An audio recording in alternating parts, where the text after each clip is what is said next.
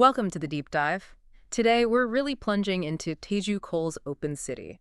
It's a novel that truly gets inside the head of its protagonist, Julius. He's a Nigerian psychiatry fellow in New York. And this isn't just a plot-driven story. It's an immersive journey, really, following his thoughts, his observations. Exactly. And through Julius's eyes, we get to explore, the really intricate layers of city life, memory, identity. Right.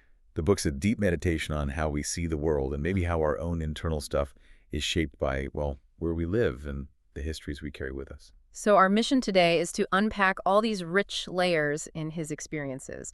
We'll follow his, what he calls aimless wanderings through New York, sometimes quiet parks, sometimes busy streets. Yeah, those walks are central. And we'll dig into the surprising encounters he has, the big questions he raises about connection, belonging, and maybe some of those uncomfortable truth hiding just beneath the surface. So yeah, get ready for quite an exploration. So let's start there, in New York City. Julius, this psychiatry fellow, he begins these evening walks. Can you describe that routine? He starts up in Morningside Heights. Right, yeah. He starts there, often crosses Morningside Park into Central Park, sometimes heads north towards Harlem along the Hudson. And these aren't just casual strolls, are they? No, not at all. They're described as a counterpoint to his busy days at the hospital.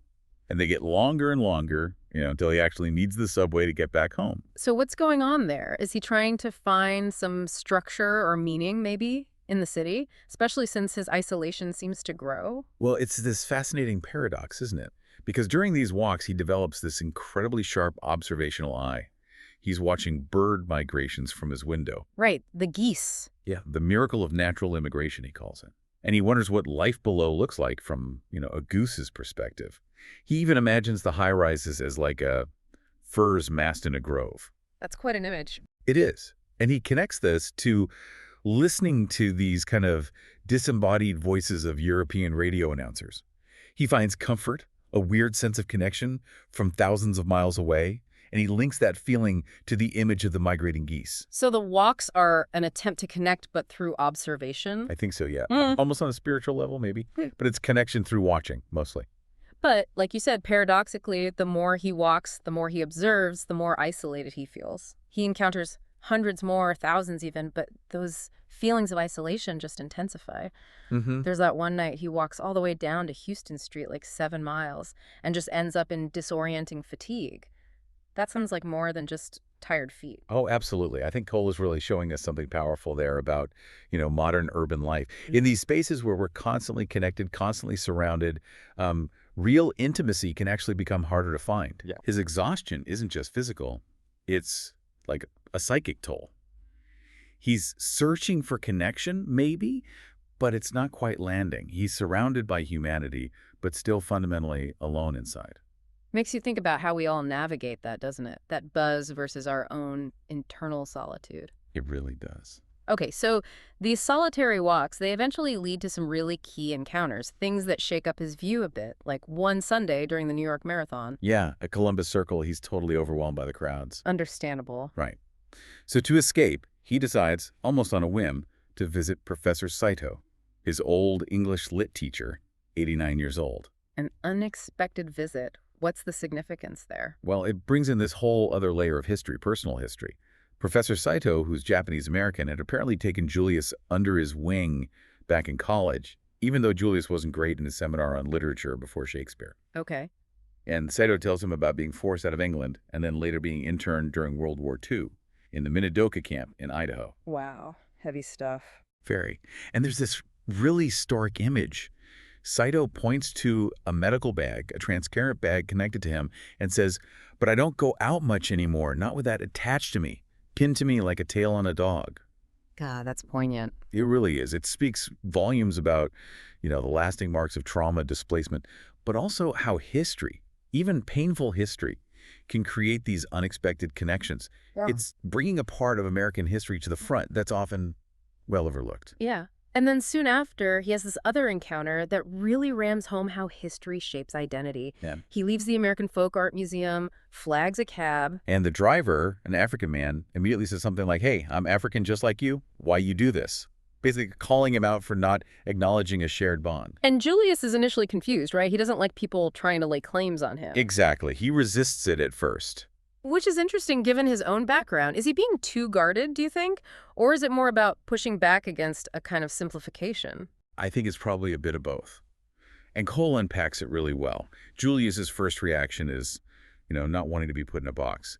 He is Nigerian, but his life experience is very different from, say, an African-American cab driver whose family might have been in the U.S. for generations. Right. Different histories. Totally different. Yeah. And Julius reflects later that the driver's abruptness was maybe a demand for recognition of the rougher ports of entry, the unconquered black experience in America, which isn't the same story as European immigration, the one that usually gets told. So it's about acknowledging those specific burdens and that specific resilience. Yeah, without making it all seem the same.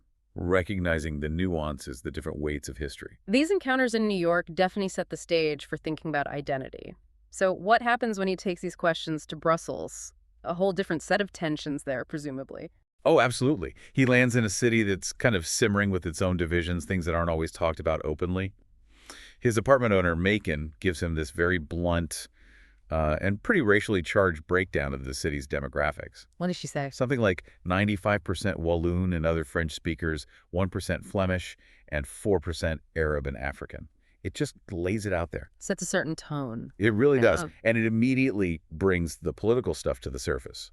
We see these stark racial tensions play out, like around a murder at Gare Central Station. Right. I remember reading about that aspect. Yeah, the initial reports blamed Arab youths for stabbing a Flemish teenager. And there was this huge public outcry.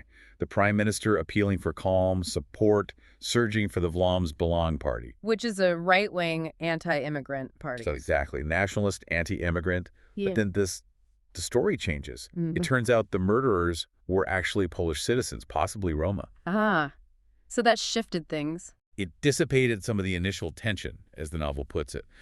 But Cole doesn't just leave it there.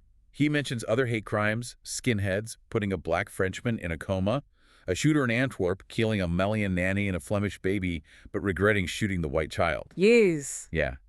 It all points to this deep sense of anomie, this kind of social breakdown and anxiety gripping the country. Cole uses these real events to show how quickly blame gets assigned along racial or ethnic lines. And in Brussels, he also meets Farouk. Right, a Moroccan guy working in an internet cafe. Yes.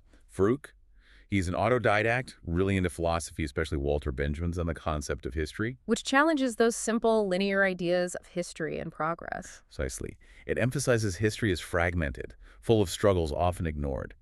And Farouk uses this kind of thinking to critique a well-known Moroccan writer, Tahar Ben Jaloun, accusing him of myth-making that isn't connected to people's real lives. So he's challenging the accepted stories. He really is. And he introduces this idea of difference. He pushes back against terms like melting pot or salad bowl. Okay. He believes people can live together but still keep their own values intact. He sees Islam not just as religion, but a way of life with political relevance. And he declares himself a pacifist, loves the Prophet Muhammad. It's a really strong stance against assimilation. A defense of distinct identities existing side by side. Exactly. Valuing that difference rather than trying to erase it. And then things get even more intense when his friend Khalil shows up, a self-proclaimed Marxist. Yeah, Khalil arrives and the conversation really heats up. He starts critiquing what he calls communitarianism in the U.S., the idea of prioritizing community values, arguing it gives unfair leverage to minority interests. How does he justify that? He uses these slightly odd logical examples like white is a race, black is a race, but Spanish is a language, to show its flaws in his view.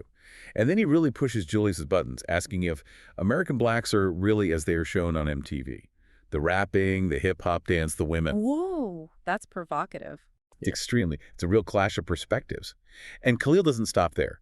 He claims Saddam is the least of the dictators in the Middle East and voices support for Hamas and Hezbollah as resistance. And Farouk agrees. Farouk agrees. Now, Julius's internal reaction is crucial here. He says, he pretended to an outrage greater than I actually felt. Interesting. Yeah. He thinks Farouk's statement that America's version of al-Qaeda is just so general as to be without meaning and said without conviction. So the scene isn't really about who's right or wrong geopolitically. It's more about how these extreme views are thrown around and how Julius filters them. Exactly. It highlights these huge gaps in perspective. Mm-hmm. The way identity and ideology shape how people see the world, even people who might seem to have things in common. Switching gears a bit, back to Julius himself.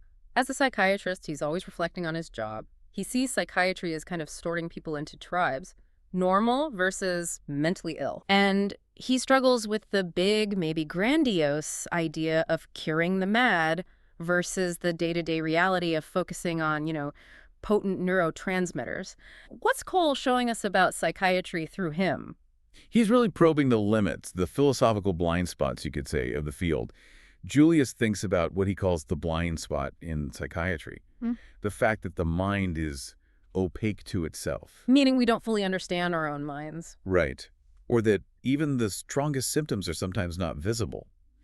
Diagnosis becomes this trickier art. He even reflects on the idea of the soul, something his medical training tends to ignore, which makes him question if the purely scientific approach captures the whole person. Can science capture everything, yeah? That's the question he seems to be grappling with. And then, right in the middle of all this deep thought, comes this really mundane but also deeply unsettling problem: bed bugs. Ah, yes, the bedbugs. He calls them minuscule red-coated soldiers, a source of real unease, like this low-grade warfare happening right at the edges of his modern life. It's such a visceral detail. And he makes this really striking observation about Professor Saito, that the bed bugs seem to trouble Saito more than his memories of racism, homophobia, the incessant bereavement. That feels counterintuitive. It does, initially. But it's incredibly insightful, I think. It shows how an inconvenience can, because of one's proximity to it, take on a grotesque aspect. Shit, that's right there all the time. Exactly. Bed bugs are insidious, hard to get rid of. They don't care about your social class. They represent this total loss of control, this embarrassing, pervasive problem that taps into something almost primeval, some basic fear of invasion. So for Saito, maybe that constant, present personal invasion felt more overwhelming in the moment than those huge but past traumas. That seems to be what Cole's suggesting. Sometimes the immediate discomfort, the thing you can't escape day to day, just weighs heavier. Julius is also constantly dealing with memory, its unreliability, and history's weight. He recalls his father's funeral in Nigeria. It was a public event, very crowded, almost festive, and his own grief felt kind of lost in it all. Right? He remembers it as faint and unreliable. Yeah, and he even mixes it up in his mind with famous paintings like El Greco's Burial of the Count of Orgaz and, strangely, Michael Jackson's Thriller video. Yeah. That's a wild mix. What does that tell us about how we process grief, especially within cultural traditions, that memory is so fluid? Absolutely. It highlights just how subjective memory is, how it gets tangled up with other images, emotions, cultural fragments, especially around intense experiences like death. And then this very personal, fragmented memory gets linked to a much bigger collective history back in New York. You mean the Negro burial ground? Exactly. The discovery of that site where the excavated bodies showed clear traces of suffering, blunt trauma, grievous bodily harm, evidence of terrible violence, and also hints of African religious practices. It's this stark physical proof of slavery's brutality. And Cole makes that crucial point. These people weren't immigrants in any case. Yes, that distinction is vital. Theirs wasn't a story of choosing to come. It was forced displacement, unimaginable suffering, a fundamentally different kind of American origin story. A story often buried, literally and figuratively. Precisely. And then there's that powerful moment of identity assertion at the post office.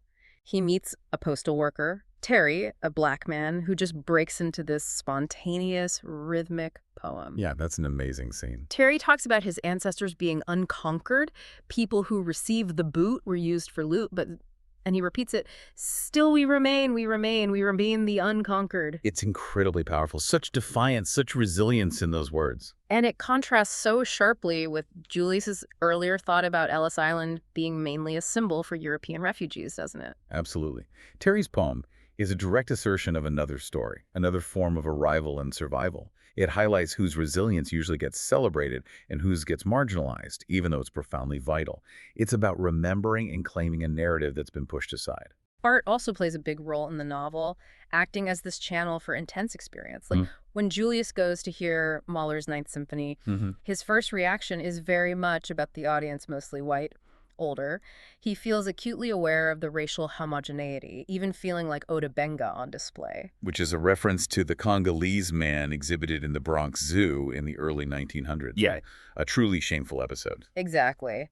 So he feels like this exotic spectacle reduced to his race. It speaks volumes about how that feeling of being othered can persist, even in a place like Carnegie Hall. Yeah. But then the music itself starts to work on it. Right. The final movement, the sweet hymn-like opening, reminds him of "Abide with me." And it shifts his whole experience. It becomes this deep sorrow, Mm. making him think about Mahler's own life, his impending death.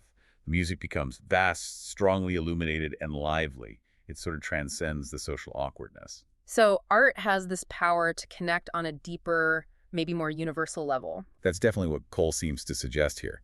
It bypasses those surface divisions, at least for a moment, and taps into something more fundamental about human emotion, mortality.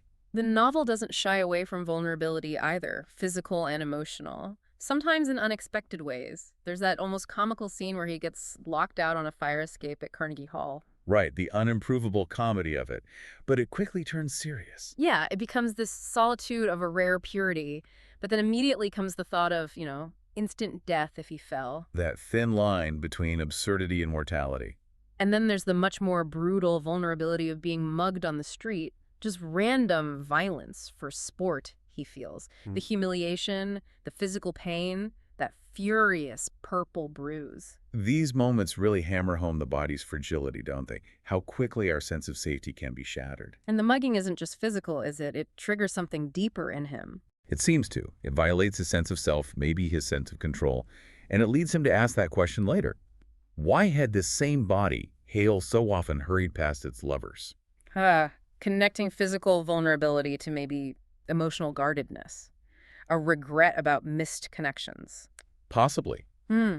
It suggests a link between how he inhabits his physical self and how he relates, or fails to relate, to others emotionally. Right. A life maybe lived too much at a distance. And that distance, that potential blindness to his own impact comes crashing down in the final confrontation, doesn't it, with Moji? Oh yeah, that ending is devastating. Meiji, an old acquaintance, confronts him after a party. And what does she say? She recounts an incident from years ago when they were young, where she says he forced myself on her. She tells him how he later acted like I knew nothing about it, had even forgotten her. But for her, For her. for her, she says, the luxury of denial had not been possible. Wow. That just pulls the rug out from under everything, his whole narrative. Completely. It's the ultimate challenge to his self-perception, the image he's cultivated throughout the novel as this sensitive, observant, perhaps slightly melancholic figure.